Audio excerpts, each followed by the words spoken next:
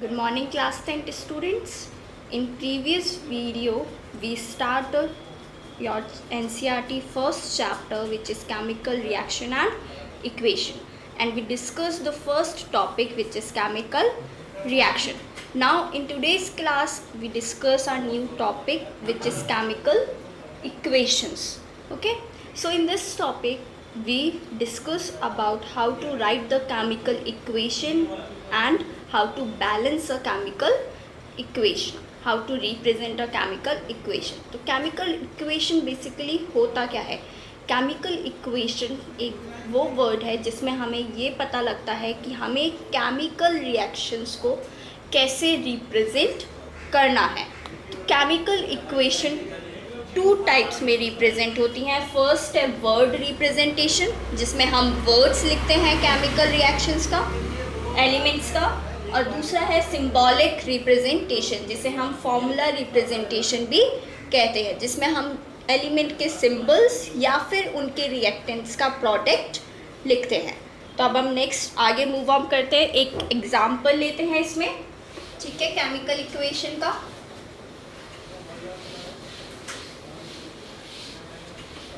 Like first example of chemical equation when burning of methane gas. Okay, example हम लेते हैं. सबसे पहले हम ले रहे हैं वर्ड रिप्रेजेंटेशन हम कैसे करते हैं.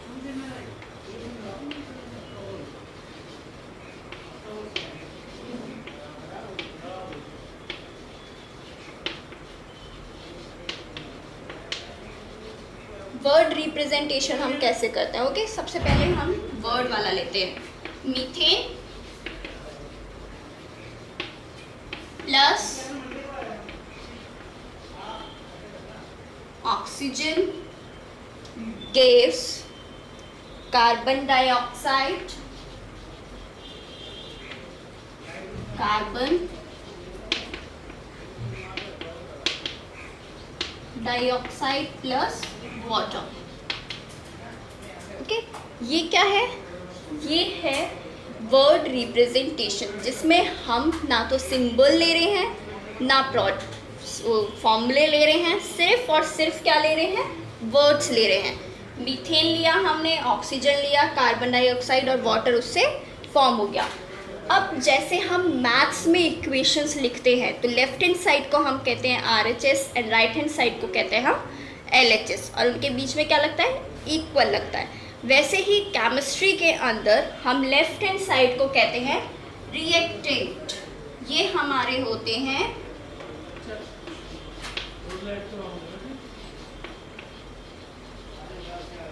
रिएक्टेंट. इक्वल की जगह हम इसमें लगाते हैं एरो. ओके, इक्वल की जगह हमारा ये एरो आता है, जो ये रिप्रेजेंट करता है कि मीथेन और ऑक्सीजन जब ऐड होंगे, एक साथ मिलेंगे, तो हमारे पास क्या प्रोडक्ट आएगा? Carbon dioxide and water. Chemistry के अंदर राइट हैंड साइड को हम कहते हैं प्रोडक्ट.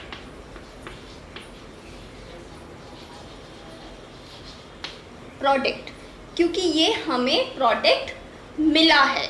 ठीक है, रिएक्शन करने के बाद हमें ये प्रोडक्ट मिला है. अब हम इसी एग्जाम्पल का सिंबॉलिक रिप्रेजेंटेशन या फॉर्मूला रिप्रेजेंटेशन भी देख लेते हैं कि वो हम कैसे लिखेंगे. कुछ नहीं है, बस मीथेन ऑक्सीजन, इनके क्या लिखना है? हमें सिंपल फॉर्मूले लिखने हैं. Okay, symbolic representation CH4 methane जो कि गैस होती है, प्लस ऑक्सीजन मीन्स O2, ये भी एक गैस होती है हमारे पास, ऑक्सीजन भी एक gas, carbon dioxide CO2 plus H2O. CO2 भी गैस होती है और H2O भी गैस होती है. तो ये क्या हुआ हमारा?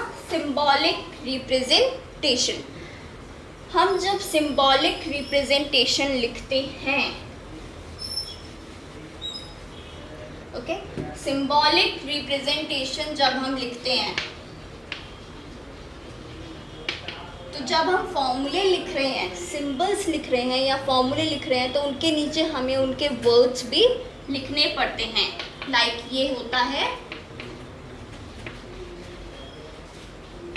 Methane, oxygen, carbon dioxide, carbon dioxide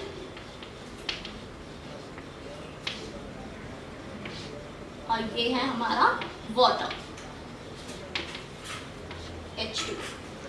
okay, तो ये होता है हमारा सिंबॉलिक रिप्रेजेंटेशन, जिसे हम फॉर्मूला रिप्रेजेंटेशन भी कहते हैं। ठीक है, अब हम आगे बढ़ते हैं नेक्स्ट में। नेक्स्ट हमारे पास नेक्स्ट है, इसी टॉपिक के अंदर सब टॉपिक है next.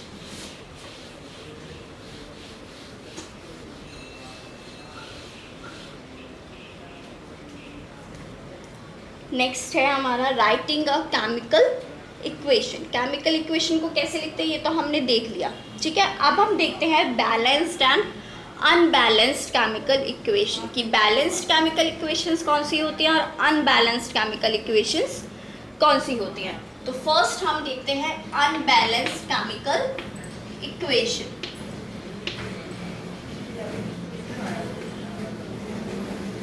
Unbalanced chemical equation, unbalanced chemical equation को हम क्या कहते हैं, एक और वर्ड है इसका, और में अनबैलेंस्ड केमिकल इक्वेशन को हम क्या कहते हैं, स्केलेटल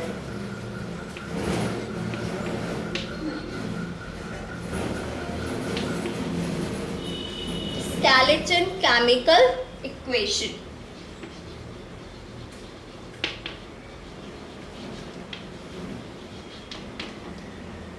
स्केलेटन केमिकल इक्वेशन।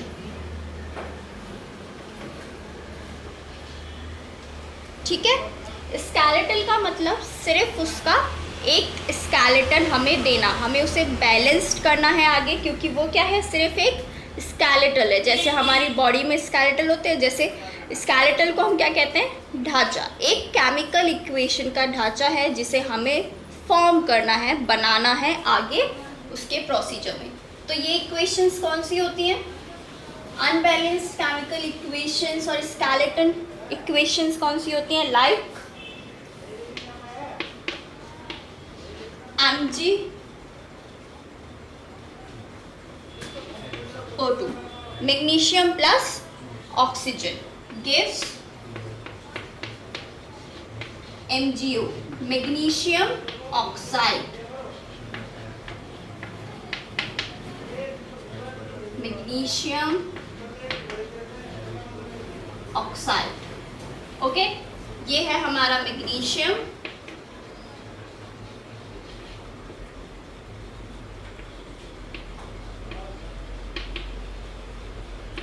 और ये है हमारा ऑक्सीजन।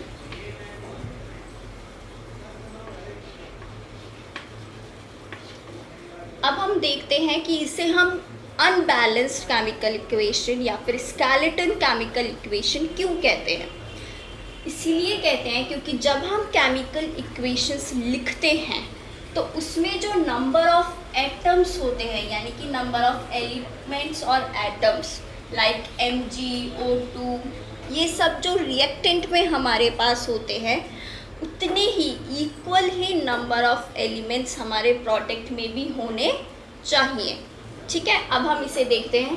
Mg कितने हैं हमारे पास, 1 है, क्योंकि इसके आगे कोई नंबर नहीं लिखा है, मीन्स 1। ऑक्सीजन हमारे पास कितने हैं, 2 हैं, इसके आगे 2 लिखा हुआ है, तो ये ऑक्सीजन कितने हैं, 2 हैं। अभी हमने क्या पढ़ा कि केमिकल इक्वेशन में नंबर ऑफ एलिमेंट्स जितने रिएक्टेंट में होते हैं उतने ही नंबर ऑफ एलिमेंट्स किस में होने चाहिए, हमारे प्रोडक्ट के अंदर होने चाहिए। ओ यहाँ पे 2 है, यहाँ पे 2 है, ओ नहीं, मैग्नीशियम तो 1 है, ठीक है, करेक्ट है, लेकिन क्या ऑक्सीजन 2 है यहाँ पे, बिल्कुल नहीं है। अब हमें इसे बैलेंस्ड करने के लिए जो स्टेप्स करने पड़ेंगे उन्हें हम कहते हैं steps of balancing equation. Okay, अब इसे हम कहते हैं अनबैलेंस्ड केमिकल इक्वेशन और skeletal chemical equation. So balancing of a chemical equation topic हम हमारी नेक्स्ट वीडियो में देखेंगे। अगर ये वीडियो आपको अच्छी लगे तो please like share and subscribe ज़रूर करें। Thank you class.